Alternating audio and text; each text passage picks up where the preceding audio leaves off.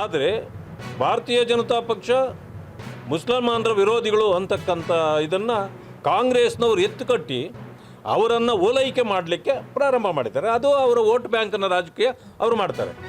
ಆದರೆ ನಾವು ಅಣ್ಣ ತಮ್ಮಂದ್ರಲ್ಲಿ ಇರಬೇಕು. ಸಂವಿಧಾನ ಏನು ಹೇಳುತ್ತದೆ? ಸರ್ವರ ಜೊತೆಯಲ್ಲಿ ಸರ್ವರು ಇರಬೇಕು. ಮೋದಿಯವರ ಮಾತೇನಿದೆ? ಸಬ್ಕಾ ಸಾಥ್, ಸಬ್ಕಾ ವಿಶ್ವಾಸ್, ಸಬ್ಕಾ ವಿಕಾಸ್ ಅವ್ರ ಸಬ್ಕಾ ಪ್ರಯಾಸ್. ಇದು ನಮ್ಮ ಏನೋ ನಡೆ ಇರ್ತಕ್ಕಂಥದ್ದು. ಆದರೆ ಇವರು ಅದನ್ನು ಏನು ಮಾಡ್ತಿದ್ದಾರೆ? ಮುಸಲ್ಮಾನರು ವಿರೋಧಿ ಇವರು, ದಲಿತರ ವಿರೋಧಿ ಇವರು ಅಂದರು. ದಲಿತರಿಗೆ ನೀವು ಎಷ್ಟು ಹೇಳಿದ್ರು ಈಗ ಗೊತ್ತಾಗೋಯ್ತು ನೀವು ಎಷ್ಟು ದೊಡ್ಡ ಕಳ್ಳರು ಅಂತ. ಇದಾದ ಮೇಲೆ ಈಗ ದಲಿತರು ನಿಮ್ಮ ಜೊತೆಯಲ್ಲಿಲ್ಲ, ಇನ್ನು ಇವ್ರನ್ನಾದರೂ ಹಿಡಿದಿಟ್ಕೊಳ್ಬೇಕು ಅಂತೇಳಿ ಈ ರೀತಿಯ ಓಲೈಕೆ ಮಾಡಿ ಜನರನ್ನು ದಾರಿ ತಪ್ಪಿಸ್ತಕ್ಕಂಥ ಕೆಲಸ ಮಾಡ್ತಾ ಇದ್ದಾರೆ. ನಾವಿಂಥದ್ರಲ್ಲಿ ರಾಜಕೀಯ ಮಾಡೋದಿಲ್ಲ. ನಮಗೆ ಬೇಕಾಗಿರ್ತಕ್ಕಂಥದ್ದು ನಾವು ಸಹಜವಾಗಿ ಹಿಂದುತ್ವ ಮಾಡೋರ ಪರವಾಗಿ ಇರ್ತೇವೆ.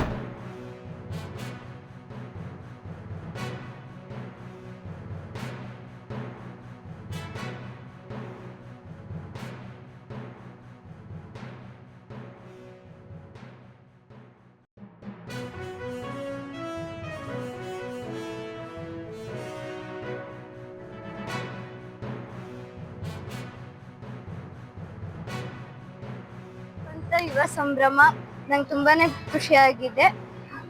ಈ ಅಪರ್ಚುನಿಟಿ ನನಗೆ ಕೊಟ್ಟಿದ್ದಕ್ಕೆ ತುಂಬಾ ಥ್ಯಾಂಕ್ಸ್.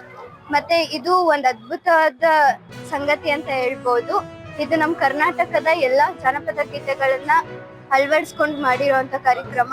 ಇದರಲ್ಲಿ ನಾನು ಒಬ್ಳು ಭಾಗವಹಿಸಿದ್ದೀನಿ ಅಂತ ಹೇಳೋದಕ್ಕೆ ತುಂಬಾ ಖುಷಿ ಆಗ್ತಿದೆ. ಕನ್ನಡ ಮತ್ತು ಸಂಸ್ಕೃತಿ ಇಲಾಖೆಯಿಂದ ನಿರಂತರವಾಗಿ ಕಾರ್ಯಕ್ರಮಗಳನ್ನ ನಾವು ಮುಂದಿನ ದಿನಗಳಲ್ಲಿ ಕೂಡ ಹಮ್ಮಿಕೊಳ್ತೀವಿ. ಈ ಒಂದು ಯುವ ಸೌರಭ 2025 ಯಶಸ್ವಿ ಆಗಿದೆ. ಇದಕ್ಕೆ ಕಾರಣಕರ್ತರಾದಂಥ ಎಲ್ಲ ಕಾಲೇಜಿನ ಪ್ರಾಂಶುಪಾಲರು, ಎಲ್ಲ ಕಲಾವಿದರಿಗೆ ನಾನು ಧನ್ಯವಾದಗಳನ್ನ ಅರ್ಪಿಸ್ತಾ ಇದ್ದೀನಿ. ಜೊತೆಗೆ ಈ ಒಂದು ನಾಡಿನ ಕಲೆ ಸಂಸ್ಕೃತಿಯನ್ನ ಉಳಿಸಲಿಕ್ಕೆ ಈಗ ಕನ್ನಡ ಮತ್ತು ಸಂಸ್ಕೃತಿ ಇಲಾಖೆಯಿಂದ ಇದೊಂದು ಉತ್ತಮ ಹೆಜ್ಜೆ. ಕನ್ನಡ ಮತ್ತು ಸಂಸ್ಕೃತಿ ಇಲಾಖೆಯಿಂದ ಬಂದಿದ್ದಂಥ ಒಂದು 6-7 ತಂಡಗಳು ನಮ್ಮ ಕಾಲೇಜಿನ ಈ ವೇದಿಕೆಯಲ್ಲಿ ಕಲಾ ಪ್ರದರ್ಶನವನ್ನು ನಡೆಸಿಕೊಟ್ಟಿದ್ದಾವೆ. ಈ ಕಲಾ ಪ್ರದರ್ಶನ ಯಶಸ್ವಿಯಾಗಿದೆ. ಕನ್ನಡ ಮತ್ತು ಸಂಸ್ಕೃತಿ ಇಲಾಖೆ ನಿರಂತರವಾಗಿ ಈ ರೀತಿಯಾದಂಥ ಕಾರ್ಯಕ್ರಮಗಳನ್ನ ನಡೆಸೋದ್ರ ಮೂಲಕ ನಾಡಿನ ಸಂಸ್ಕೃತಿಯನ್ನ ಮತ್ತಷ್ಟು ಜನಗಳಿಗೆ ತಲುಪಿಸುವಂಥ ಕೆಲಸವನ್ನ ಮಾಡಬೇಕು ಅಂತ ಹೇಳಿ ಕೇಳ್ಕೊಳ್ತಾ, ನೀವೊಂದು ತಿಳ್ಕೊಳ್ಳಿ ಮಕ್ಕಳ, ಈ ಜನ್ಮ ಕೊಟ್ಟಂತ ಭೂಮಿಗೆ, ನಿಮ್ಮ ಹೆತ್ತಂತ ತಂದೆ ತಾಯಂದಿರಿಗೆ, ವಿದ್ಯೆ ಕಲಿಸಿದಂಥ ಗುರುಗೆ ನೀವು ಗೌರವ ಕೊಡಲಿಲ್ಲ, ನಿಮ್ಮತನವನ್ನು ಉಳಿಸ್ಕೊಳ್ಳಿಲ್ಲ ಅಂತಂದ್ರೆ ನಾವು ಜನ್ಮ ಎತ್ತಿದ್ದು ಕೂಡ ಸಾರ್ಥಕ ಅಲ್ಲ ಅನ್ನೋದು ನನ್ನ